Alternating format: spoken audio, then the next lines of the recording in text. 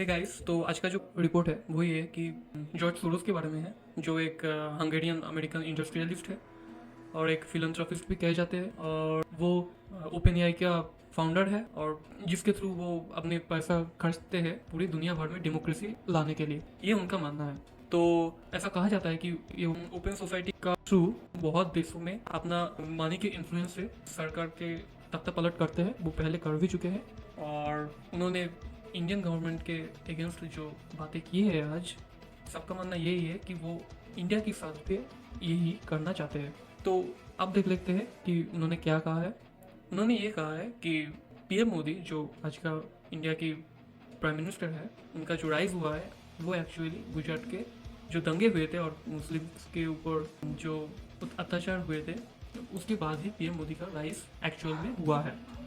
अब जो चल रहा है अडानी और हिंडनबर्ग के बीच में, जो शॉर्ट सेलिंग का जो इशू है, अब उनका ये मानना है कि हिंडनबर्ग एकदम सही है।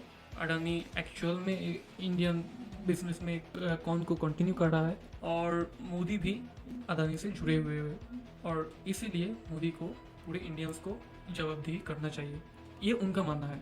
और उनका ये भी मानना है कि ये जो हुआ है हिंडनबर्ग का जो रिपोर्ट पूरा का पूरा सच है और इससे सभी इंडियंस मोदी को फेंक के एक असली डेमोक्रेटिक गवर्नमेंट इस्टेब्लिश करेंगे। तो ये चीज़ एक सवाल खड़ी करता है, वो ये है कि अगर उनका ये मानना है कि हम अभी मोदी को डिथ्रोन करके रियली एक डेमोक्रेटिक गवर्नमेंट इस्टेब्लिश करेंगे, तो क्या ये है कि अब तक इंडिया में डेमोक्रेसी नहीं था और ये कोई सेंस नहीं बनाता।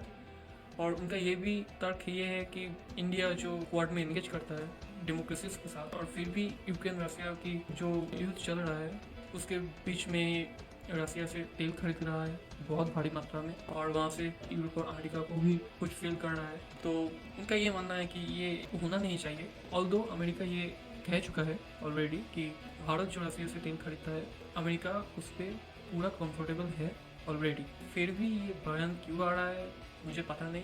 और सबसे खतरनाक बात ये है कि वो ये कह चुके हैं कि वो अब अपना $1 बिलियन शायद खर्च कर सकते हैं मोदी को डिथ्रोन करने के लिए इंडिया में। ये एक बहुत ही डेंजरस चीज़ हो सकता है, क्योंकि अगर एक ओपन सोसाइटी के थ्रू भी ये काम करना चाहते हैं तो फिर कंट्री होने के बाद इंडिया भी इसको थमा सकता है। क्योंकि अगर आप अमेरिका के हिस्ट्री में भी देखते हैं, कुछ ज़्यादा नहीं जाना पड़ेगा, बस 5 या 6 साल पहले जब डोनाल्ड ट्रंप ने इलेक्शन जीता था, तब रशिया का ऊपर ये आरोप था कि उसने इलेक्शन में कुछ इन्फ्लुएंस किया था डेमोक्रेट्स को डिथ्रोन करने के लिए, अमेरिका के गवर्नमेंट की सीट से डोनाल्ड ट्रंप को पावर में लाने के लिए। तो इसलिए अमेरिका एक कानून भी पास कर दिया था, कैट्स नाम को, जहाँ ये लिखा हुआ है कि रशिया ने अमेरिका की इलेक्शन में दखलदारी की है, इसलिए कोई भी अमेरिका की फ्रेंडली कंट्री रशिया के साथ कोई भी बड़ा डिफेंस डील नहीं कर सकते।